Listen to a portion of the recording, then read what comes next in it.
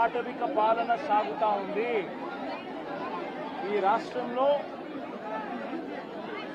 Telugu Desam party వారు ఎవరైనా సరే, వాళ్ళు తెలుగుదేశం పార్టీ వారు అయితే చాలు, ఎవరినైనా కూడా వాళ్ళు పోయి కొట్టచ్చు, ఎవరి ఆస్తులైనా కూడా వాళ్ళు ధ్వంసం చేయొచ్చు, ఎవరినైనా హత్య చేయొచ్చు,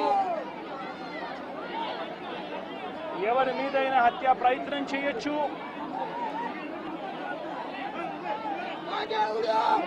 వాళ్ళు ఏమి చేసినా కూడా పోలీసులు ప్రేక్షక పాత్ర మాత్రమే పోషిస్తారు. పోలీసులు ఇంకా అటువైపు నుంచి ఎవరైనా కేసు పెడితే దొంగ కేసులు వాళ్ళే తప్పు చేశారనంటూ పోలీసులు కూడా బనాయిస్తారు అనే ఒక నీచ సంస్కృతి ఈరోజు రాష్ట్రంలో రాజ్యం వెళ్తా ఉంది.